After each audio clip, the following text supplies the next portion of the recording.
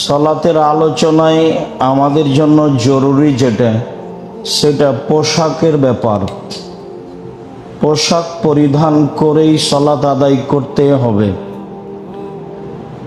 এ ব্যাপারে আল্লাহ তাআলা বলেন, ইয়া বানি আদম খুযু জিনাতাকুম ইনদা কুল্লি মসজিদ। হে আদমের ছেলে মেয়ে, যখন তোমরা সালাত আদায় করতে যাবা মসজিদে, তখন সুন্দর পোশাক পরিধান করো। মসজিদে সালাত আদায় করতে গেলে ভালো পোশাক পরার জন্য আল্লাহ তাআলা আদেশ করেছেন। আদম সন্তানকে ভালো পোশাক পরেই সালাত আদায় করতে হবে।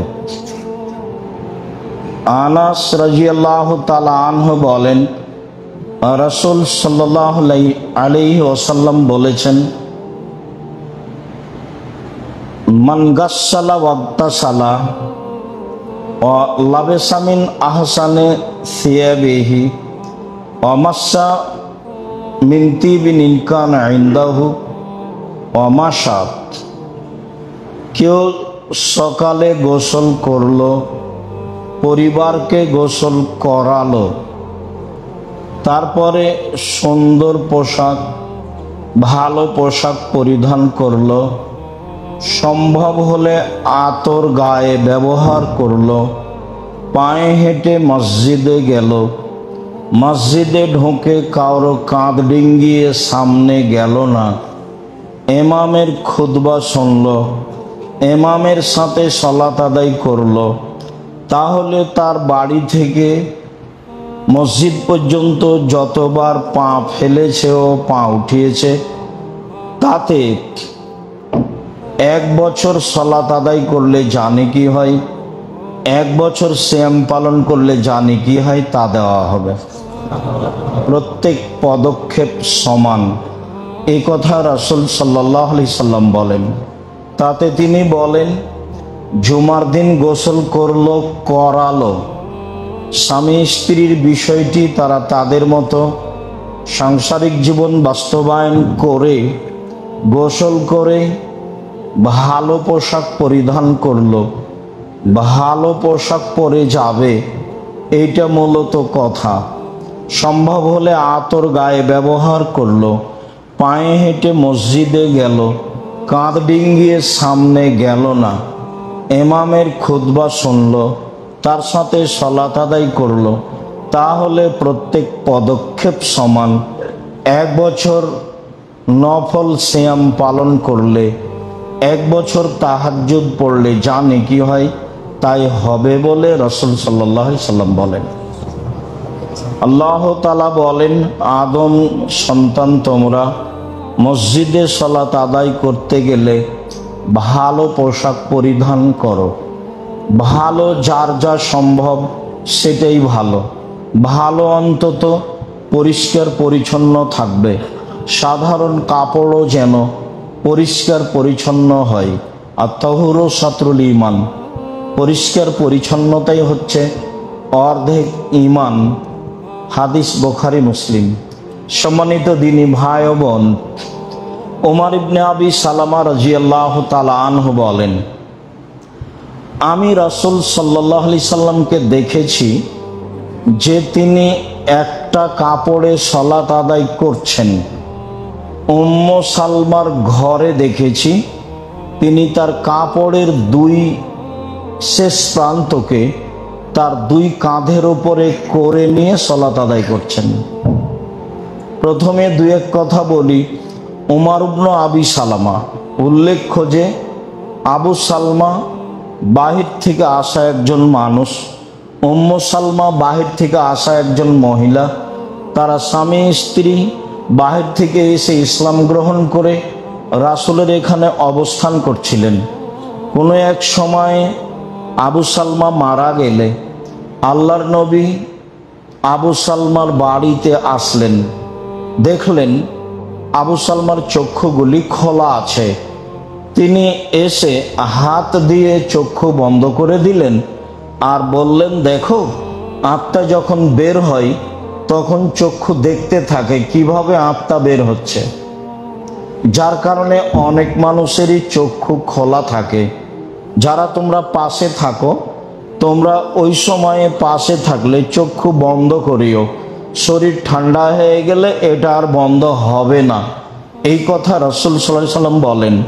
বাড়িতে যারা ছিল হাউমাউ করে কাঁদতে লাগলো। তিনি বললেন, তোমরা কাঁদো না, তবে উম্মু সালমা তুমি আল্লাহর কাছে দোয়া করো, ওয়াখলিফ লাহু খায়রান মিনহু, আবু সালমার চেয়ে যেন একটা ভালো ব্যবস্থা তোমার জন্য আল্লাহ করে দেয়। তখন উম্মু সালমা বলেন, আল্লাহর নবী, আবু সালমার চেয়ে ভালো মানুষ আছে পৃথিবীতে? এইটা তো আমি মনে করি না। আমার কাছে আবু সালমাই সবচেয়ে ভালো মানুষ। আমি তার চেয়ে ভালো স্বামী হিসেবে কেমনে চাইতে পারি? তার চেয়ে তো ভালো আছে, এটাই তো আমি গ্রহণ করি না। তো আল্লাহ রাসূল বললেন, উম্মু সালমা দোয়া করো তো। কয়েকদিন পরে আল্লাহর নবী উম্মু সালমাকে বিবাহের জন্য প্রস্তাব দিলেন। তখন উম্মু সালমা বললেন, ওহো, আসলে আমি তো বুঝতে পারিনি যে আল্লাহর নবী আমাকে বিবাহের প্রস্তাব দিবেন। তিনি যখন বললেন, উম্মু সালমা দোয়া করো আবু সালমার চেয়ে যেন ভালো মানুষের ব্যবস্থা করে, তখন আমি উত্তরে বললাম, আবু সালমার চেয়ে তো কোনো ভালো মানুষই নেই আমার কাছে, তা আমি ভালোটা চাইবো কি করে? তো আল্লাহ রাসূল যে আমাকে বিবাহের প্রস্তাব দিবেন সেইটা তো আমি ভাবিনি। তারপরে আমি বললাম, দেখেন আল্লাহর নবী, আপনার সাথে আমার কয়েকটা কথা। তার প্রথম কথা হলো এই, আমি কিন্তু পল্লীর মহিলা আর আপনি হচ্ছেন শহরের মানুষ। সংসার বিবেচনা করে করবেন বলেই আমি মনে করছি প্রস্তাব এভাবে দিবেন। এক, দুই, আমার স্বামী ছিল, আমি স্বামীর সাথে সংসার করেছি, তখন আপনার সাথে সংসার কেমন হবে এটাও ভাববার বিষয়। তিন, আমার আগে থেকে একজন ছেলে রয়েছে, তার নাম উমার, এই উমার ইবনে আবি সালামা, একজন ছেলে আমার সাথে থাকবে, তখন আপনার সাথে আমার সংসার কেমন হবে আপনি বুঝে বিবেচনা করেই প্রস্তাব দিবেন। উম্মু সালমা, আমি বিবেচনা করেই প্রস্তাব দিয়েছি। আমি জানি তুমি পল্লীর মহিলা, আমি জানি তুমি বিবাহিতা মহিলা, আমি জানি তোমার একটা ছেলে আছে। ঘটনা এই, মনে হচ্ছে আমি মারা যাব। খাদিজা বলছেন রাদিয়াল্লাহু তাআলা, বলেন কি আপনি মারা যাবেন? মানে কখনো নহে, ভয়ে আপনি মারা যাবেন কেন? মারা যাবেন না এখন, তার এক নাম্বার কারণ হচ্ছে আপনি অসহায় মানুষের পাশে দাঁড়ান।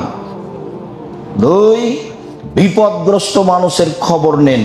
তিন, আপনি ক্ষুধার্ত মানুষকে খেতে দেন। তিন চারটে কারণ উল্লেখ করলেন খাদিজা রাদিয়াল্লাহু তাআলা আনহা, আর বললেন যে না, এটা কখনো নয়, যা আপনি ভাবছেন তা হবে না। উনি ভালোভাবে বুঝতেন ঘটনা কিছু আছে, অনেকদিন যাবৎ তিনি তাকে দেখেছেন।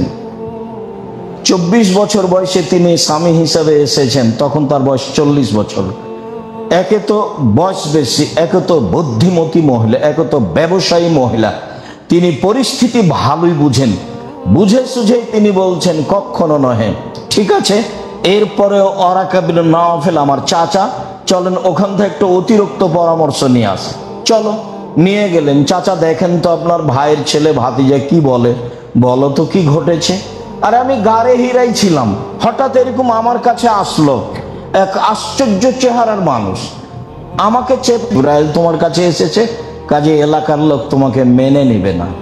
ইনি হলেন খাদিজা রাদিয়াল্লাহু তাআলা। হুদায়বিয়ার যুদ্ধে কেমনে ফিরে যায়, কেউ ফিরে যেতে চাচ্ছে না, কুরবানি করতে হবে, কেউ কুরবানি করছে না। ফিরে যাব কেন? ফিরে যাওয়াটা বুঝতে চাচ্ছি না, যুদ্ধ করব তারপরে। ওমর বললেন, কি ব্যাপার মোহাম্মদ, আপনি? উমারই। আবু বকর সিদ্দিক বলেন, মোহাম্মদ কি সত্য নবী নয়? হ্যাঁ, সত্য নবী। মোহাম্মদ কি বলেননি যে কাবা ঘরে ঢুকবে এবছর? হ্যাঁ, তিনি বলেছেন। কি করা যায় পরামর্শ দাও তো। কেউ যে কুরবানি করছে না, কেউ যে ফিরে যেতে চাচ্ছে না। তো উম্মু সালমা বলছেন, অত চিন্তা করছেন কেন, আপনি আপনার কুরবানিটা করে ফেলেন তো, তারপর দেখেন, আপনি গিয়ে জবে করেন আপনারটা। তো ঠিকই স্ত্রী উম্মু সালমার কথা শুনে যখন আমারটা জবাই করে দিলাম, দেখি সবাই নিজে নিজে করে দিল। ইনি হচ্ছেন উম্মু সালমা। বুদ্ধির অভাব ছিল।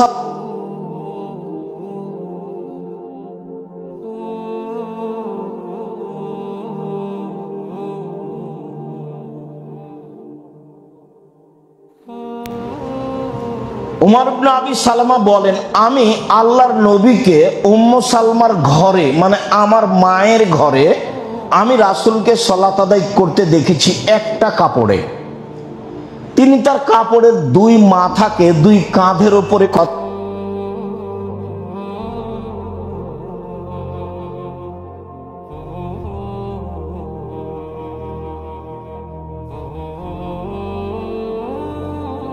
অবশ্যই কাপড়ের দুই প্রান্ত যেন কাঁধের দুই দিকে করে নেই। হাদিস বুখারী মুসলিম। মহিলাদের সর্বাঙ্গই ঢেকে রাখতে হবে। আলমারাতু আওরা, মহিলারা হচ্ছে ঢেকে রাখা বস্তু।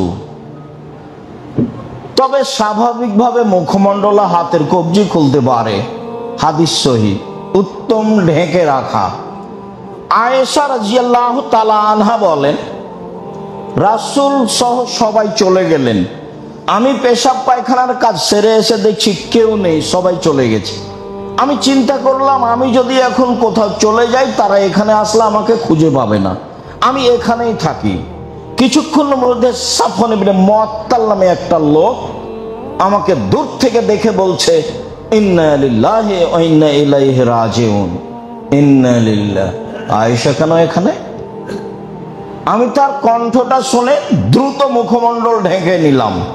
ঢেকে রাখা ভালো, খোলা যায়।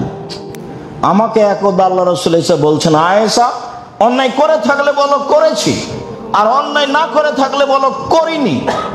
আয়েশা বলছেন, বলেন কি আপনি? আমি যদি বলি হ্যাঁ, তাহলে মিথ্যা হবে সত্য, আর আমি যদি বলি না, জনগণ বলবে কইরা বলছো।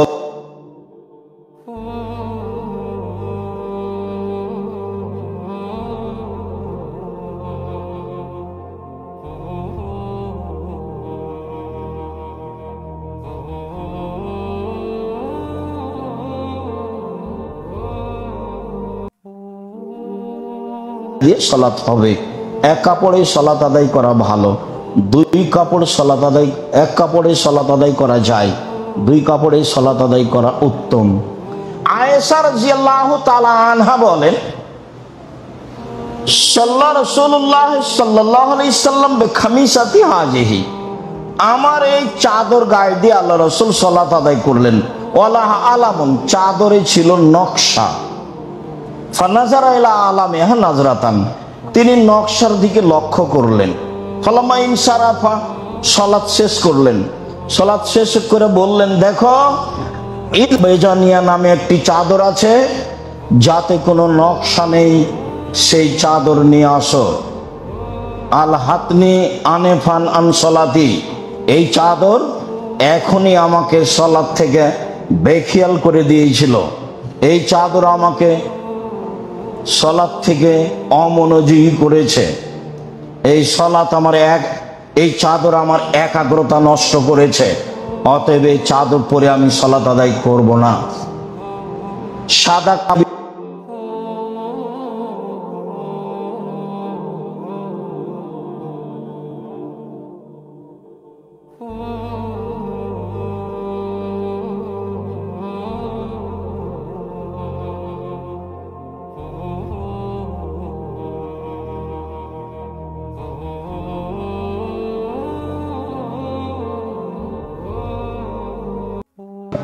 এই ছবি সর্বদা আমার সলাতের মধ্যে সামনের দিকে এসে পড়ছে। এতে আমার সলাতের একাগ্রতা নষ্ট হচ্ছে। আয়েশা, তুমি এই চাদরটি আমার সামনে থেকে সরাও। বুঝা গেল? নকশাপূর্ণ জায়নামাজ চলবে না। যে জায়নামাজ আপনি বাড়িতে ব্যবহার করেন, সৌদি আরব থেকে নিয়ে আসা বা ঢাকা থেকে কিনা, মসজিদে নবাবী আছে, কাবা ঘর আছে, এই জন্য সালাত চলবে না, এই কথা নয়। আপনার জায়নামাজ হবে এক কালার, এটা হলো কথা। মসজিদের কার্পেট হবে এক কালার। মহিলা যারা যুবতী মহিলা থেকে নে উপরে কোনো মহিলার সালাত হবে না পূর্ণ শরীর ঢেকে নেওয়া ছাড়া। চাদর বলতে আগে যেই সময়ে খালা ফুফুরা আত্মীয় স্বজনের বাড়ি যেত, তখন একটা বড় নগ্ন মহিলা দেখে দুশ্চিন্তা ভোগ করে নিজেকে হারিয়ে ফেলবেন না। দিন যত যাবে নারী নগ্ন তত হবে, অশ্লীলতা তত বাড়বে, এই কথাই ঠিক। রাসূল সাল্লাল্লাহু আলাইহি সাল্লাম বলেছেন, খোলা মাঠে মহিলারা জেনা করবে, কেউ নেই। তো ইব্রাহিম আলাইহিস সালামের চলে, আপনার আর আমার চলে না। পরিস্থিতি দেখে হতাশা হওয়ার কিছু নেই। পরিস্থিতি যদি আপনাকে কাবু করতে পারে তাহলে বুঝতে হবে আমি ইমানে দুর্বল রয়েছি। সম্মানিত দ্বীনী ভাই বোন, সালমা ইবনে আকওয়া রাদিয়াল্লাহু তাআলা আনহু বলেন, আমি বললাম আল্লাহর নবী, ইন্নী রাজুলুন আসিব, আমি হচ্ছে শিকারী মানুষ, আমি শিকার করে বেড়াই মাঠে ঘাটে। আফা উসাল্লি ফিস সাবিল ওয়াহিদ আও ফিল কামিসিল ওয়াহিদ, আমি একটা জামা পরে সালাত আদায় করতে পারি? আল্লাহ রাসূল বলেন, না, হাফার ওয়াজরুহু বিশাওকাতিন, তবে একটা জামার সামনের দিকে বুতাম লাগিয়ে নিও। মানে বড় জামা আছে তো সামনের দিক সাধারণত খোলা থাকে বা কিছু ফাঁকা থাকে, কিছু সেলাই করা থাকে। তো আল্লাহ রাসূল বললেন যে বুতাম লাগিয়ে নিও, না থাকলে অন্তত কাঁটা দিয়ে, কাঁটা অজরুর ওটা জোড়া দিয়ে নিও, দুই দিক থেকে টেনে জমা করে নিও, কাঁটা দিয়ে হলেও। মানে শেষ এইটে, আলিহিম অকেফাফিহিম, তোমরা ইহুদি খ্রিস্টানদের বিরোধিতা করো কেন? তারা জুতা পরে মোজা পরে সালাত আদায় করে না। মানে জুতা পরে মোজা পরে সালাত আদায় করা যায়, তারা করে না। তো রাসূল সাল্লাল্লাহু আলাইহি সাল্লাম জুতা পরে মোজা পরে সালাত আদায় করতে বলছেন যে ইহুদি খ্রিস্টানদের বিরোধিতা করো। আমাদের দেশে তো জুতা মসজিদে নিয়ে যাওয়াই অপরাধ। আর তো মানে কয়েকটা স্তর টাইলস লাগানো আছে, আগেই জুতা খুলতে হয়। জুতা পরিষ্কার অপরিষ্কার ভাববার সুযোগ নেই, জুতাই অপরাধ। আল্লাহ বুঝে আমল করার তৌফিক দান করুক। আল্লাহুম্মা আমিন। আল্লাহুম্মা সাল্লি আলাইহি আল্লাহুম্মা বারিক আলাইহি।